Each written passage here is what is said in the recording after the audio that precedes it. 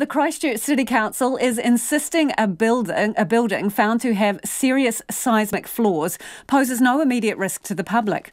But the future of the new High Street block remains unclear after 3 engineering companies raised serious concerns with how it was built. The revelations have seen the council come under fire from the building's real estate agent and reignited wider questions about engineering qualifications and processes. Katie Todd reports. On High Street today, people are cycling and walking underneath number 230, perhaps unaware of the serious risks that 3 engineering companies have now identified with the 7-storey office block. Horicon first raised the issues with the City Council in late 2017. A report leaked to RNZ shows the council then took 9 months to get a peer review by Holmes Consulting that confirmed Horicon's fears. The Ministry of Business, Innovation and Employment then commissioned a report by engineering firm Becker. That report, also leaked to RNZ, states the building's piles are 10 times too weak. One support column is overloaded by 5 times, and there are issues with the steel frame and foundation. The report also said calculations underestimated the earthquake loading by 25%. University of Canterbury lecturer Anne Brower advocated for more stringent regulation of earthquake-prone buildings after falling masonry crushed the bus she was inside in the February 22, 2011 earthquake. She says the issues with the High Street building, designed by engineer Chch of Seismotech Consulting, call into question the council's procedures for assessing new builds. It costs a lot of money to build a building, and one would hope that we build buildings to last. So it's really important to get it right before the building is built. And it sounds like there were warnings issued before the building was completed that there were problems, and it's hard to conceive of why those warnings weren't heeded. Chris Harding of JLL was the real estate agent when the building went on the market last July. He says neither the developer or City Council told him they were dealing with serious seismic concerns, a move he describes as unprofessional and against real estate authority rules.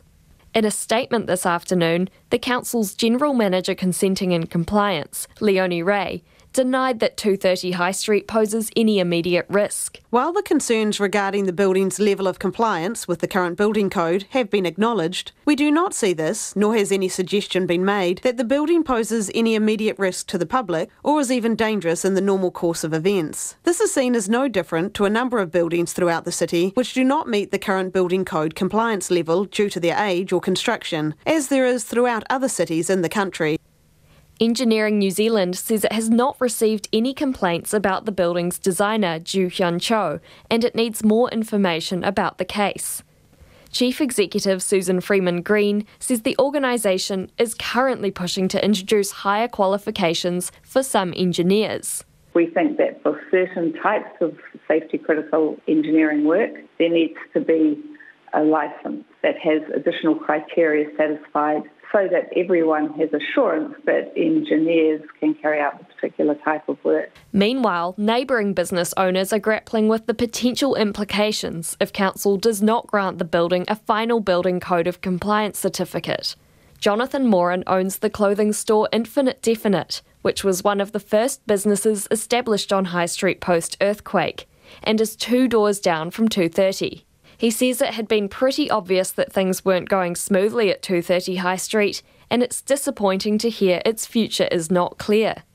But he is trying to look on the bright side. We're building a whole new city from scratch, so it's unrealistic to think there's not going to be construction or deconstruction or different things. That's just part of what we're operating within, and I guess it's not positive to see things coming down, I guess, but at the same time, construction is just part of what the CBD's DNA is going to be for a while, and you can't get hung up on that.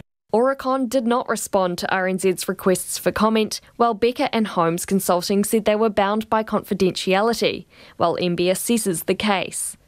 MB is now considering Becker's report before issuing a final ruling or determination. After then, it will be up to the council to decide if it will give the building a formal tick of approval. In Christchurch, for Checkpoint, Katie Todd.